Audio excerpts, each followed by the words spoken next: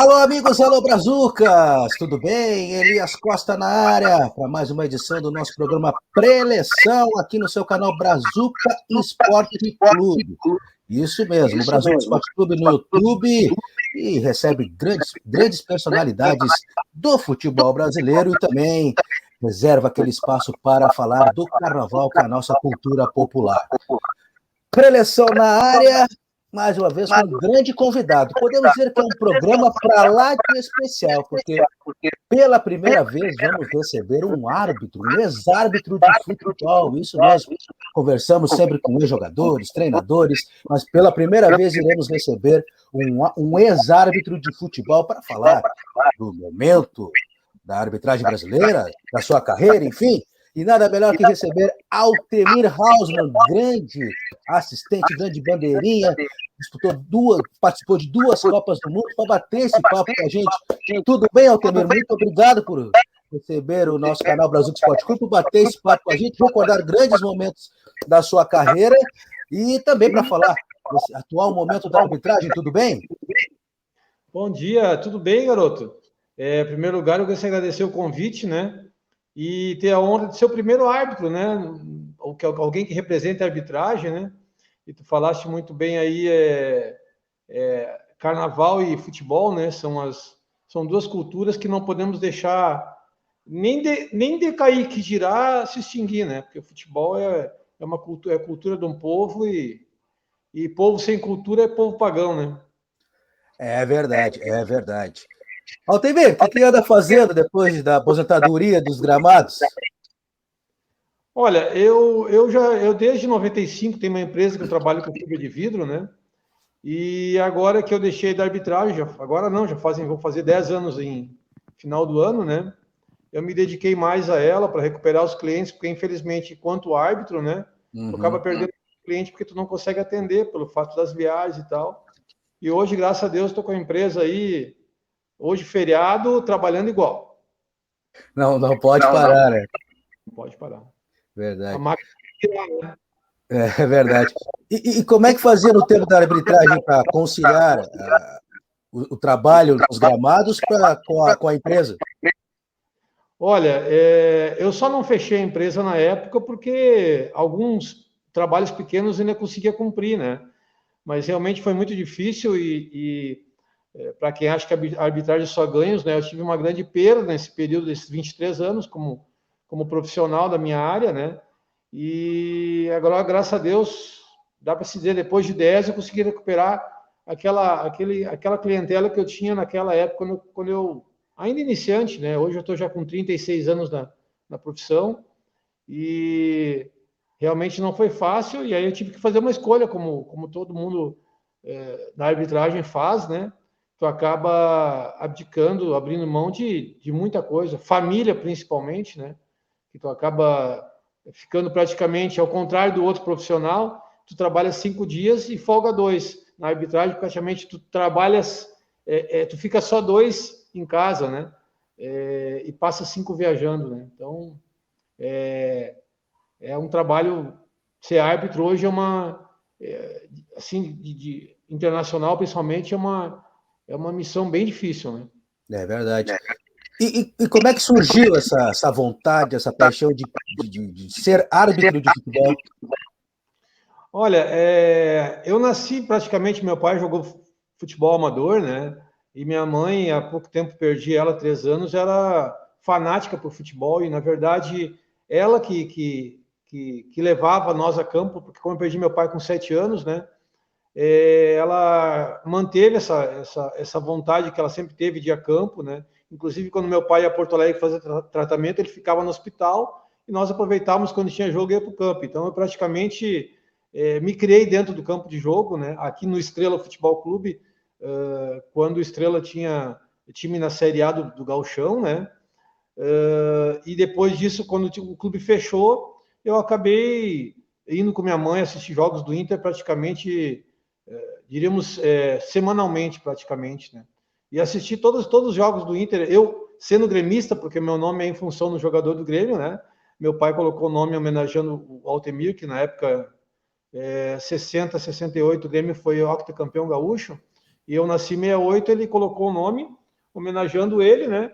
E eu acabei passando toda a minha adolescência praticamente vendo o Inter ser campeão, bi-tri brasileiro, estava nas 3 conquistas e vice da Libertadores, e sendo gremista sentado. Acho que ali eu comecei a equilibrar o que eu sentia e o que eu expressava, né? Sim. E depois de um tempo, meu tio Ingo, presidente do Sindicato dos Árbitros aqui do Rio Grande do Sul, em um passeio de final de ano, de férias na casa dele, me convidou para... Porque faltou um árbitro, um bandeirinha faltou num jogo, no campeonato interno da Corsã, né? E eu acabei indo e aí dali começou o primeiro gole da cachaça e já era, né? Depois que tomou o primeiro gole, não tem volta. Aí não parou mais. E esperava nesse início de carreira ter uma trajetória tão brilhante, podemos dizer assim, até de uma trajetória com Copas do Mundo? Não, nunca, ao contrário da geração atual, né? Porque o que acontece? Na minha época não tinha celular, TV não passava no jogo, jogo não passava na TV a não ser TV aberta. Hoje, tu olha 24 horas de futebol. Então, a geração de hoje, ela já se imagina estando na televisão em qualquer partida, sub-20, mídia, né? Na minha época, bom, nem celular não tinha, né? E minha carreira foi toda uma...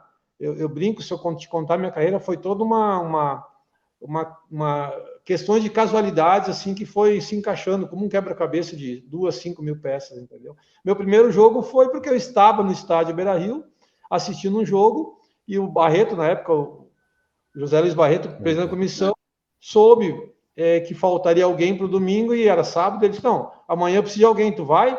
Aí já fui lá, Rosário, uma viagem longa, e cara, dali foi só coincidências, entendeu?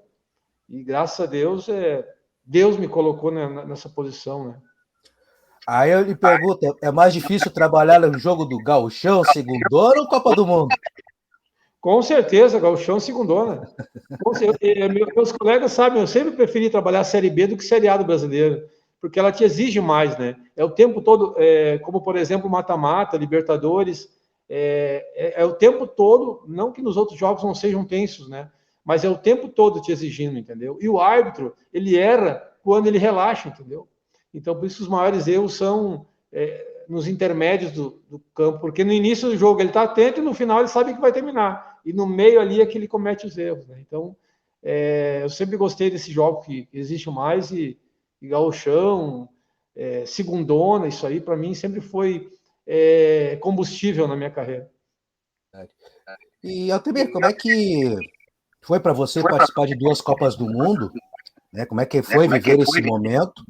Porque para o jogador, já conversamos até com vários ex-jogadores, o grande sonho do atleta de futebol é disputar uma Copa do Mundo. Isso também acontece com o árbitro? E como é que foi viver esses momentos nos mundiais? Bom, cara, no primeiro, na Alemanha, eu, na verdade, fui fazer os testes e fiquei como suplente, porque o Aristeu, que era do Rio de Janeiro, passava por um momento difícil fisicamente, né? Porque o árbitro, o pessoal acha que é só chegar lá, apitar, correr e deu. Não, tem toda a parte emocional, familiar, tem toda a parte das escalas, da pressão das escalas. Então, Copa do Mundo é essa pressão de saber que vai fazer um jogo que metade da população do mundo vai estar assistindo ao vivo. Se tu parar para pensar, tu acaba desistindo, né? Não pode pensar nisso naquele momento. Então, a Copa do Mundo é uma tensão. Na primeira que eu fui na Alemanha, eu fui como suplente, então eu até dizia para o Aristeu, na época que eu fui fazer o teste com ele, eu disse, Aristeu, essa Copa do Mundo é tua, não é minha. Eu ainda preciso me preparar para a Copa do Mundo. Se vir, entendeu? Até posso me preparar, mas é pular etapas, entendeu? E falando isso para ele, eu acho que eu consegui colocar nele essa ideia de que ele poderia ir, sim, superar todos os problemas que ele tinha. E aí, para mim, foi uma preparação para 2010, né?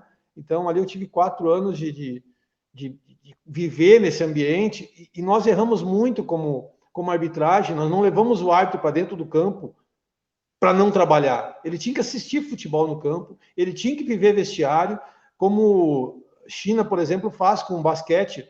Quem vai na próxima Olimpíada, já nessa viaja com eles para sentir o clima, porque o que atrapalha o árbitro não são as decisões técnicas, são as emocionais, entendeu? E à medida que tu começa a trabalhar a emoção com mais antecedência, aquilo passa a ser uma coisa automática. Isso nos faz falta, entendeu? Vivenciar o ambiente não estando nele. Acho que eu devo ter sido claro, né? Entendi. Mas até pela atual estrutura não tem tempo para isso, né? Ou é uma questão de organização? É preciso despender tempo, e aquela frase, tempo é dinheiro, sim, à medida que tu tem, por exemplo, por que entram, eu sempre faço essa pergunta para nós hoje, como vice-presidente do sindicato, por que crianças entram com jogadores e não tem crianças que entram fardado de árbitros para sentir, entendeu? Não são todos que vai ser que nem eu que por acaso. Hoje, nós temos que colocar na cabeça da sociedade, e principalmente daquela parte da sociedade que deseja ser árbitro, que árbitro é sim uma profissão, entendeu? E tem que ser, apesar de não ser regulamentada, sim, árbitro vive da arbitragem se ele estiver num alto nível, entendeu? Assim como qualquer um, cara, um repórter, um narrador, para chegar a narrar um jogo de domingo à tarde na Globo, ele vai ter que passar etapas e ele não vai cair lá dentro assim de uma hora para outra. Ele vai ter que evoluir. Essa é uma evolução lenta que nós árbitros não temos. O nosso campo de prova é o jogo. Não pode ser assim. Sim. Não pode. Eu como presidente do clube não pagaria um árbitro, uma arbitragem e eles queriam estrear no meu jogo do time. Cara, é muito risco. Esse cara ele tem que ter uma progressão mais embasada, entendeu? E isso custa, né? E esse custo a arbitragem está gastando talvez hoje muito mais com o VAR do que realmente com a profissionalização do árbitro, né? O que falta, Altemir, você que agora é vice-presidente do sindicato, isso, de arbitragem, o que falta para regulamentar a profissão de árbitro? Boa vontade, a pressão dos árbitros, política, enfim, o que falta? Meu querido, falta a mesma consciência de que tu permitir que o Altemir vá a campo de jogo usando uma lente ou um óculos. Porque não tem árbitro, não tem ser humano que vai enxergar tão bem aos 45 ou depois disso, como enxergava aos 28. Não tem um ser humano que vai correr tão bem aos 40 do que correr aos 28, aos 25. Então, a linha da arbitragem são duas linhas. A da experiência, que sobe, e a da física, que desce. Quando tu fizer esse cruzamento o mais próximo da parte baixa, ou seja, quanto mais jovem o árbitro tiver a parte da experiência, mais ele vai aproveitar a parte física. Agora, não adianta tu querer colocar o Altemir com 45 anos para bandeirar um jogo, se a parte física, inclusive a parte visual, já está descendente, entendeu? Por isso que eu parei aos 45, eu podia ter ido adiante, mas eu já senti que a minha visão estava falhando na hora que eu tinha que olhar para a bola, que está longe, e para o passe que está perto, entendeu? Não tem olho que enxerga bem perto e longe aos 45 anos, entendeu? É simples. Sim, é simples.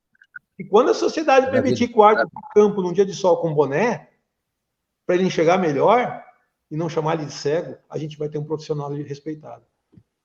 Verdade, verdade. Você destacou aí a questão do VAR, né? Que veio daqui de um tempo para cá, vem dominando o futebol do mundo, ajudando muitas vezes, prejudicando muitas vezes. Como é que você vê o VAR hoje no futebol? Atrapalha, ajuda? E como, até em relação ao futebol brasileiro, a arbitragem brasileira aprendeu a usar o VAR? A usar essa ferramenta? Olha, eu vejo o VAR sob dois aspectos. O primeiro, a curto prazo, ou seja, a eficiência dele de me corrigir um erro, e o segundo a longo prazo, que a gente já está começando a pescar ao longo prazo. Qual que é? Tu vai ter um árbitro trabalhando no gauchão sem VAR e no brasileiro com VAR. Tu vai ter um torcedor assistindo o jogo no gauchão sem VAR e o torcedor assistindo o jogo no brasileiro com VAR. E ele vai querer que aquele árbitro que não está acostumado a usar VAR, ou não tem a ferramenta naquele momento, seja tão eficiente quanto aquele árbitro que está pitando com o VAR. E aí tem o VAR da Europa, com a tecnologia da Europa, e tem o VAR com a tecnologia do Brasil, tem o VAR com a tecnologia da França. Cara, a gente tem que entender que tu vai para campo de jogo, tu vai pagar ingresso. Tu não vai mais ver Carlos Simo apitando, Leonardo Gaciba apitando, Falcão jogando, Maradona jogando, entendeu? Tu não vai mais ver. Mas não, o cara vai a campo de jogo, ele quer pagar um ingresso, ele quer isso tudo. Não existe mais isso. Então, quando ele for a campo de jogo, sim, ele pode ter um erro mesmo com o VAR. E a gente tem visto que o árbitro não está buscando o VAR em algum lance, um simples lateral, porque o protocolo não permite. Não permite. A gente teve um lance que eu até citei com o Voaden agora, na final do Gauchão. Existiu uma falta num lado. A bola foi lá e o jogador do Grêmio fez o gol. Beleza, vibraram o gol. Chamaram o VAR, tinha a falta aqui. Volta aqui, marca a falta. Tu sabe que se o jogador do Grêmio chuta para fora, ele não pode voltar na falta lá? Absurdo, cara. Aquela falta indifere se ele fez o gol ou não. Para o jogo, busca a falta lá. Não, o protocolo permite só se for gol. Então, quando nós adaptarmos o protocolo, a forma da maioria de pensar, bom, a gente, de repente, ainda vai ter um VAR eficiente, né? É eficiente, sim. Mas os erros vão continuar acontecendo, a gente vai adaptar o protocolo, vai adaptar o VAR, vai adaptar as câmeras e vai adaptar. E aí, daqui a próximo jogo, outro erro. Mão, então, mão na bola e bola na mão, é absurdo o que está acontecendo. Então, a gente não define ainda. Primeiro, não define o que é mão, né? Porque mão é esse pedaço aqui para mim, né? Isso aqui é antebraço, braço e antebraço, eu nunca sei, eu não fiz fisiologia. Mas, quando ela bater na mão, sim, é mão, porque tu domina a bola. Quando ela bater no braço, então, se nós mudássemos hoje na regra a palavra mão por braço e antebraço, nós matava a charada. Tudo que bater aqui vai ser mão. Na interpretação do árbitro. Eu dia conversando com uns amigos mais próximos, cara, tira esse troço, toda mão é pênalti. Cara, quando tu tirar o poder de interpretação do árbitro, acabou o árbitro. Então vamos colocar uma máquina lá, o cara fica sentado e fica olhando e ele vai dizer, ó, foi falta, não foi falta. Porque tem a presença corporal do árbitro no campo de jogo. O árbitro, arbitrar a partida é muito mais do que marcar uma falta, uma mão, um pênalti. É a presença do árbitro em campo de jogo. Se tirar o árbitro do campo de jogo, o cara vira uma zona. A gente nem tira a professora da escola.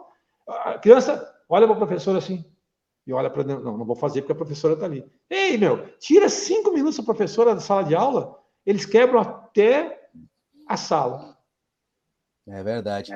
E até em relação à questão, uma coisa que como espectador até assistindo uma partida de futebol, e muitas vezes me causa uma angústia, é a questão do impedimento, que muitas vezes é confirmada após a conclusão do lance. O que você acha dessa regra? Cara, nisso aí eu vou lá 20 anos um pouquinho à frente, tá? Eu te pergunto, quando tu paga o ingresso, tu tem 90 minutos de partida, certo? Esse momento entre acontecer o impedimento e o assistente esperar o lance terminar, esse tempo está subtraído do teu ingresso. Quem acresce esse tempo? Onde está sendo acrescido esse tempo? Então, esse é o principal problema. Agora vamos para a parte técnica. A parte técnica marca ou não marca. Porque se ele marcar e não estiver, ele anula tudo daquilo ali para frente. E ele pode estar anulando um gol que foi legal.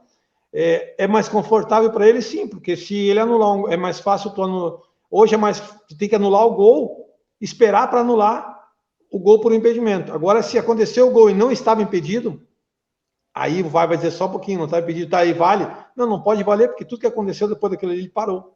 Então, mas ainda existe um feeling ali que o assistente, nos lances mais, entre aspas, fáceis, e do qual ele tem que ter a liberdade de interpretar e de tomar decisão, porque se tirar a liberdade dele de tomar decisão, ele vai começar a esperar como árbitro. Espera o VAR, marcou, será que o árbitro vai me chamar ou não vai me chamar? E essa sensação de incerteza é o maior risco que nós estamos correndo na formação do árbitro.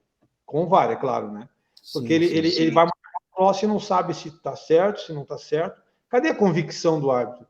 Na minha época, eu cometi vários erros por estar errado convicção. Convicto, depois, na hora, óbvio que eu não sabia. Mas depois que aconteceu o lance, eu vi na televisão, eu disse, puxa vida, fui traído pela minha sensação. E aí eu cheguei para o jogador e disse, mas tu errou. Aí eu falei para ele, não, eu estava certo. Porque se eu digo que eu estou errado, dali para diante a minha arbitragem está toda ruim, entendeu? Eu tive que convencer, pela minha atitude, eu tenho que convencer o jogador no momento do jogo, ao menos até ele ficar parado no intervalo, ao final do jogo, que eu estava certo. Porque se eu marcar um pênalti assim, ó, o cara não tinha certeza, filho. Mas que árbitro é esse que não tem certeza do que marca? Então, tapita forte, me arrebentei. Estava errado, mas eu tenho que manter a postura, entendeu? Verdade. E até em relação no início, principalmente, tá falando um leigo, né? Não tem nada de arbitragem, muito pouco. No início da implantação do VAR, parecia, e acho que isso vem mudando, parecia que a arbitragem ficava refém do VAR, né? Pois é, meu filho. Quando inventaram o spray, eu fui contra ele, tá? Uhum. Vai dar, né? Hoje, quase ninguém mais usa. Então, assim, às vezes a gente cria umas ferramentas que a própria lâmpada, né? Se Thomas Edison soubesse que a lâmpada dele, de filamento, um dia não ia existir mais, teria se suicidado, né? Mas para nós chegar a lâmpadas de LED, tivemos que passar pelo invento dele. Então, muitos inventos a gente cria que são degraus para a gente subir na escada, né? E a bandeira eletrônica, por exemplo, eu fui o primeiro assistente no Brasil a comprar várias vezes, porque vinha em dólar, eu tinha que juntar o dinheiro, pedir emprestado para pagar. Hoje está aí guardada como objeto de recordação, porque não precisa mais, agora tem a comunicação, tem o VAR, assim como daqui a um pouco o assistente, até o árbitro vai deixar de existir, só espera que não deixe de existir o futebol, né? Assim que nem o carnaval. Poxa, vai ter a mulata dançando, vai ter a loira dançando. Cara, quando nós correr o risco de achar que isso é ofensivo, que a roupa dela é muito curta, que não sei o quê, cara, a cultura é o carnaval. Agora tu vai querer começar a dimensionar com milímetros o tamanho do tapa-sexo, do maiô que ela vai usar, ou da fantasia. Não, cara, respeita a cultura e vamos embora, né? Sim, verdade. A arbitragem hoje, principalmente falando da sua área de bandeirinhas, está num bom nível? Se tratando de futebol brasileiro? Cara, eu vou te dizer, nunca eu errei muito mais do que os caras estão errando hoje, entendeu? Só que essa questão do VAR aí que tá deixando com que daqui a pouco a gente possa pensar que os assistentes são obsoletos. Eu até já coloquei uma ideia que nós teríamos 3 árbitros no campo de jogo e tiraria os assistentes, porque se o VAR mostra um impedimento, tu tendo 3 árbitros, é um projeto que eu tinha, tu tendo 3 árbitros formando um 3D, ou seja, eles com um triângulo e vendo todas as imagens, daqui a um pouco menor será o número de erros. Mas tem que ser muito bem treinado. Então, se nós colocar, entre aspas, o assistente para dentro do campo e formar 3 árbitros, deixar a linha do impedimento e as linhas de fundo e laterais provar decidir, nós não precisamos mais ter assistente, né?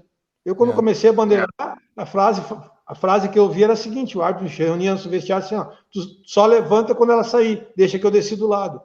Assim começou. Eu sou do tempo que o assistente era mandado para a linha de fundo para ver se a bola entrou e o árbitro ficava na linha do impedimento, porque a decisão era unânime dele, né? Era uníssona dele, uníssona de som, mas era para não correr o risco de eu marcar e ele não ver, ele ia e me mandava a linha de fundo para ver se a bola entrava, né? Depois a gente foi vendo que a bola quase nunca batia e entrava, né? E aí acabou então voltando, e se deu mais poder para assistente, até ele foi ser um árbitro assistente de bandeirinha, tem uma nomenclatura que eu até esqueci, foi até ser árbitro assistente, né?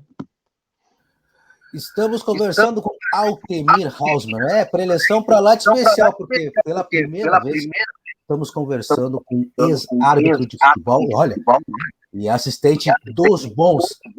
Altemir, qual foi... Apitar clássico é sempre difícil, mas qual é o clássico mais complicado? Os paulistas, os clássicos paulistas, cariocas, mineiro, baiano, gaúcho? Olha, não sei se é porque é no início da carreira, mas eu fiz um bagual uma vez que foi terrível. Rapaz, para nós sair de lá, o João Lúcio saiu com o 38 na mão e a cartucheira cheia. E aí até tem um bar bem na frente do campo do Bagé, assim, e me sai de lá um cara forte, a fim de encarar, né? O João Lúcio pegou a arma e disse: eu tenho ela carregada e mais 50. O cara, ó, acho que tá correndo até hoje. Né? Era assim o futebol na época, né? E Brapel, nos áureos tempos, meu Deus do céu, cara, em Pelotas, cara, tu só tinha que descobrir, tentar adivinhar o que eles iam te jogar, porque tu tinha que passar, além de bandeirar, ficar desviando do que os caras tiravam, entendeu? E sempre é difícil, né? Naquela época era mais difícil. Hoje o clássico ele passa por questões técnicas, porque não, Tu fazer um Fla-Flu, por exemplo, é só aquilo que tu põe na tua cabeça, né? Porque estádio Maracanã, segurança total. Se tu colocar muita minhoca na cabeça, aí tu te complica, mas o resto, cara, clássico é o que está fora do campo. Como para jogador também, né? Sim. O clássico não é dentro do campo, o clássico está fora, o que a imprensa fala, os últimos números, o que representa aquele clássico naquele momento, classifica ou não classifica, elimina ou não elimina, e para nós não, né? Para nós todos os jogos são eliminatórios, né? Se for mal, tu está eliminado, né? Um dos lances até estava ontem, até estava assistindo, foi um lance que você entrou em campo com o spray, você destacou aí o uso do spray, né? Relembra esse lance para nós, se não me engano, foi no Pacaembu, né? Isso.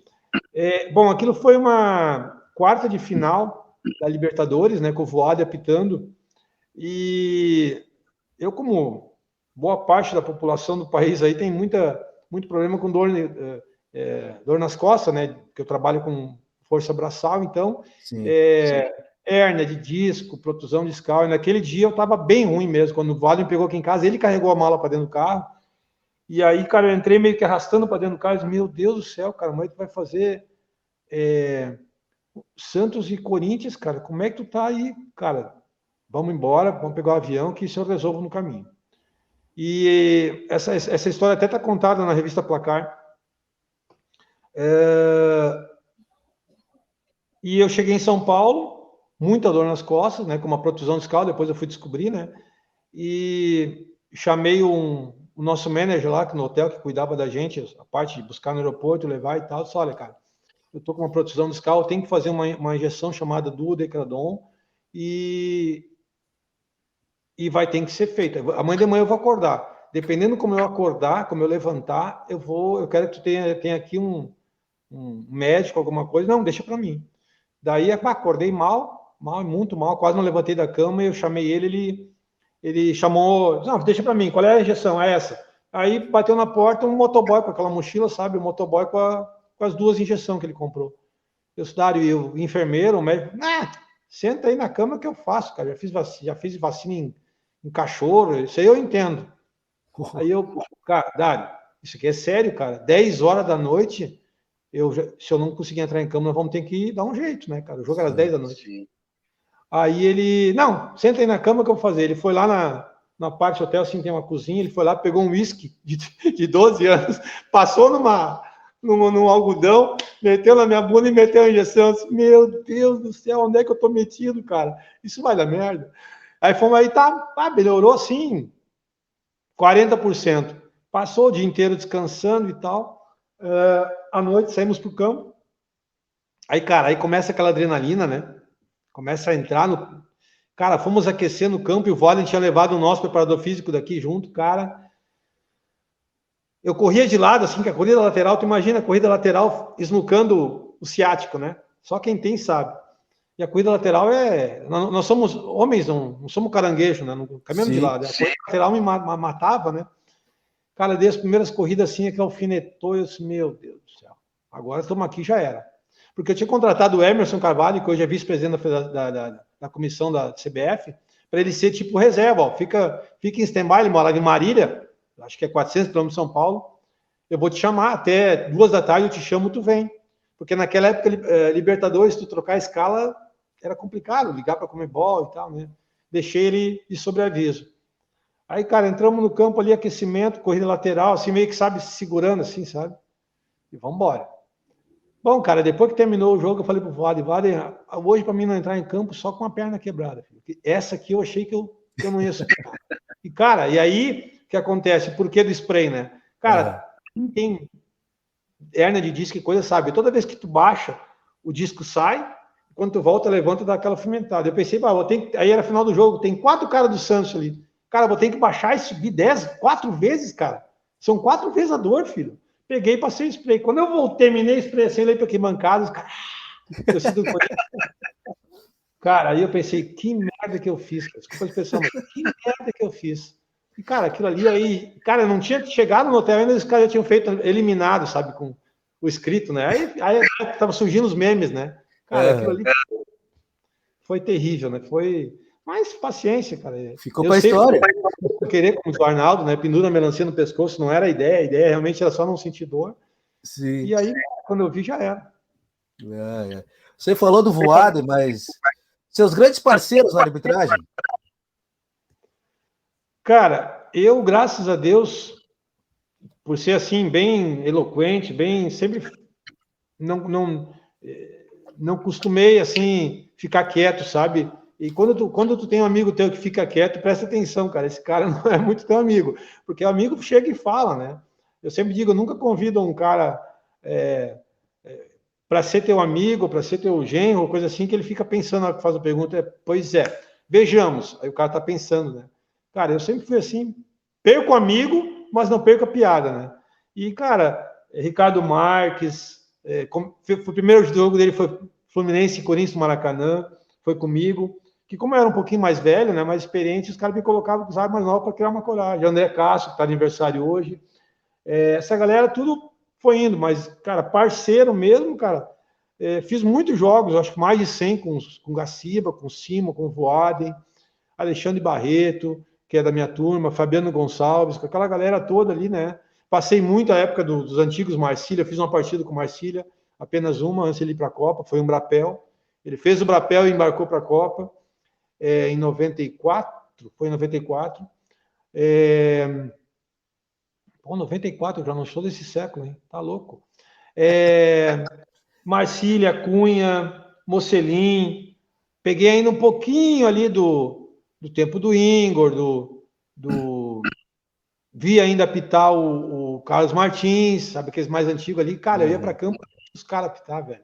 O cara que. Tu não assiste, tu não vê um árbitro atuando na televisão, porque a TV mostra o árbitro e o jogador. No campo, tu vê ele toda parte, sabe? Como ele reage a uma vaia, como ele reage a um cartão que ele vai dar, por que ele não deu o cartão, como foi a jogada, que parte do campo. E na TV tu não vê isso, né? Urgentemente, nós precisamos levar o árbitro, para formar o árbitro, nós precisamos levar ele no campo de jogo. Para tu formar um piloto de avião, tu tem que levar ele na cabine, não adianta ser no simulador. Simulador não forma ninguém, filho.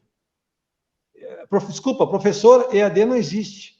O professor tem que sentir o cheiro do giz da sala de aula, que também não tem mais giz, agora é tela. Caneta. Verdade. E o que precisa até para encaminhar nosso papo, Altemiro? O que precisa para ser um bom árbitro, um bom assistente?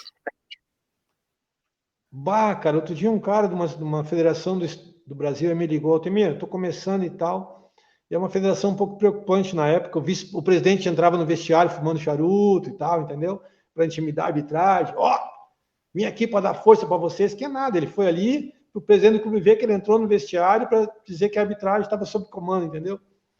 E aí o cara me ligou e disse, Altemiro, tô começando, o que eu preciso para ser um bom árbitro, cara? Eu disse, cara, em primeiro lugar, acreditar em ti. Segundo, não pensar no jogo dos outros, pensar no teu jogo, pensar no jogo de agora. Terceiro, cara, estar bem preparado sempre, fisicamente, psicologicamente, tecnicamente, respeitar, o que eu também não fazia muito, né? Porque eu, como jogador, não me respeitava, eu também não respeitava ele muito, quer dizer, me trata bem, que eu te trato bem, me tratou mal, vai igual, né? E cara, levanta a cabeça, te preocupa com o teu presente, não te preocupa com o teu futuro. Mas eu quero a Copa do Mundo, cara. O jogo de hoje, ele é um degrau para o de amanhã. Se tu pular esse degrau 2-2, cara, tu vai perder a oportunidade de estar naquele degrau. E outro dia um amigo meu disse assim, eu estou escalado num jogo, muito amigo meu mesmo, Ranvê Baroni, que me acompanha, é árbitro agora que está uma fase mediana no gauchão e na Federação Gaúcha, e eles, cara, amanhã eu quero dar o meu melhor, olha só. Amanhã eu vou dar o meu melhor. Eu espero assim, existem 3 melhores. 3 melhores existem no mundo. O melhor que tu pode dar, o melhor que quem te observa pode querer, e o melhor que o mundo espera de ti. A primeira parte é a única parte que te toca, fazer o teu melhor. Quem avaliar, vai avaliar dentro do que é melhor para ele. E o mundo espera o teu melhor. Se tu terminar um jogo assim, eu tenho certeza que eu tenho o meu melhor, vai dormir tranquilo, filho. Se tu não podia dar mais do que isso. Agora, se tu tu ficou devendo, cara, na próxima tu tem que ter um conceito melhor do que é melhor, entendeu? Então, existem 3 melhores. O melhor que tu pode dar, o melhor de quem te avalia e o melhor que o mundo espera de ti. A única parte que te detém é a tua. A primeira parte é melhor. O resto, cara, deixa eles observar, deixa eles avaliar e deu, entendeu? Eu sempre procurei dar o meu melhor, entendeu? Às vezes, tu não tá no teu dia, sim, mas para arbitragem isso não existe, não tem respeito sobre isso. Tem que estar sempre bem, entendeu? Ah, mas o jogador errou um pênalti, mas fez 2 gols. Aí o pênalti que ele errou, como é que fica? Né? E o árbitro não, o árbitro tem que acertar tudo, cara. Cara, de 250, 300 decisões, não errar nenhuma. Difícil. Fogo, né? O que significa o futebol para você? Eu ia perguntar da arbitragem, mas não. Eu vou perguntar o futebol para você. Cara, outro dia o cara me mandou uma reportagem dizendo que em 50 anos o futebol vai deixar de existir. Eu quero duvidar disso, entendeu? Mas o futebol precisa. O que ele representa para mim? Cultura. Representa a minha vida, né? Porque sem o futebol eu não estaria dando entrevista para ti. O futebol representa emoção, representa uma história de um povo. Cara, não sei se dá para a gente imaginar o futebol, o mundo sem futebol hoje. E, cara, e o futebol está passando por um momento sensível, entendeu? Eu sempre brinco. Tu ir a campo e não ver gol é a mesma coisa que tu numa peça de teatro de um humorista ele não contar piada, a piada não terminar, né? Ela tem que terminar com terminou a piada, vamos rir, sim. Ah, deu gol, vamos vibrar. Agora, a forma como está se jogando hoje o futebol está colocando o futebol realmente em risco, né? Hoje, se eu pudesse mudar alguma coisa na regra do futebol, eu mudaria o tempo de conclusão a gol, ou seja, teria 1 minuto para cruzar a linha, ou vamos estipular um tempo, porque o basquete era 30 segundos, baixou para 24, e não foi milagre baixar 6, os caras devem ter estudado isso. 1 minuto para atravessar a linha mediana e 3 para concluir na linha de meta adversária. Se não fizer isso, perde a posse de bola, a bola é no meio do campo para outro. Passou o meio do campo, não pode mais voltar atrás. São pequenas mudanças que eu colocaria hoje, por quê? Nós temos que fazer o futebol. Hoje o basquete me atrai muito mais que o futebol, tá? Como cultura, como espetáculo, né? E por que o futebol é só Copa do Mundo de 4 em 4 anos? Não sei se é o tempo, se é o número de países, mas é uma coisa que está mais enraizada, eu acho que é a regra do futebol. E mal tu sabe, eu outro dia coloquei esse pensamento. Hoje, se tu fizer um jogo de mata-mata, certo? E tu fizer o resultado na primeira partida, na segunda partida tu pode ser campeão sem entrar no campo adversário. Como? Tu vai, tiro inicial para trás, no segundo tempo o time vai jogar no teu campo e tu não precisa entrar. Se tiver boa troca de passe, e o futebol é chute a gol, o futebol não é bobinho. O bobinho é que não tem goleira, né? Que tu fica passando um time contra o outro e rouba a bola. Cara, futebol é chute a gol. O nome gol vem do inglês meta, objetivo. O objetivo do futebol é chegar ao gol, a meta. Lá está a meta. Não meta física. Lá está o nosso objetivo, chegar lá. Bom, se vai fazer o gol ou vai defender, não sei. Mas a nossa meta é chegar lá. E isso nós temos que voltar ao futebol. O futebol... Tu imagina o basquete, cara, se ele fosse liberado o tempo. O jogo ia terminar 8-8, 10-8, 6-6. Não, hoje está se apostando para chegar a mais de 100 pontos. Cara, 100 pontos são 33,33 arremesso de 3 pontos, cara, que a bola tá voando. Nossa, que 3 pontos bonito. Não deu nem aro. Ou uma enterrada. Cara, isso tá faltando no futebol. Sortear uma camisa no intervalo do jogo. Tá faltando. Não sei se tu me entende. A coisa é tão mínima. É sortear uma camisa no intervalo do jogo. Só isso que eu quero do clube. Me sorteia aqui entre 40 mil pessoas uma camiseta. Não precisa ser um carro, não. Não, eu não tô pedindo um carro. É uma camiseta do clube que tu vai dar para uma criança, que o jogador atira lá. Imagina, o jogador atira ela pro cara, aquela camiseta tá eternizada. Agora, se tu sortear uma camiseta, filho, já me serve. Mas nem isso não tem, cara. Qual é a atrativa da partida? E comer um cachorro quente, uma torrada? Não. Que às vezes é caro, se torna caro, né? Não importa. Hoje é muito caro. Sexo, eu quero o bis do show, entendeu? Não adianta fazer um show sem bis, ou então um show sem uma porcaria. É claro que eu não vou pedir bis. Eu quero que o jogo chegue aos 90 minutos, eu quero mais 3 minutos, não, cara. Passa para lá, toque para o lado. Nós tivemos um Fla-Flu esse dia que o goleiro do Fluminense foi o que mais tocou na bola. O jogador que mais tocou na bola no jogo é o goleiro. Ué, O pé? Não, filho, não. Quem tem que tocar é o atacante, né? Aí você pensa meio loucos mesmo, assim, que eu uso esse canal que a gente tem aqui para a gente começar a pensar o futebol como espetáculo, só como um jogo. É verdade, é verdade. Altemir, muito obrigado por bater esse papo com a gente, reservar um tempinho para conversar com a gente. Como falamos no início, é um programa especial, porque pela primeira vez conversamos com um ex-árbitro, é para saber das suas histórias, dos seus sentimentos, enfim, de como funciona a arbitragem dentro de campo. E, olha, muito, muito legal bater esse papo com um amigo. Eu que agradeço, e só para já futebol e carnaval, tá? Tu tá falando que o cara já tocou cacheta em escola de samba, certo? Olha aí! Aqui cacheta, eu tenho da cacheta. Hoje fala com tamborim, cacheta. Que era o nosso comandante da bateria lá. Qual escola? Oi? Qual escola de samba? Sociedade Rio Branco, uma sociedade que meu avô construiu, entendeu? E na cidade, que hoje está, como qualquer sociedade, clube fechado, está praticamente quebrado, né?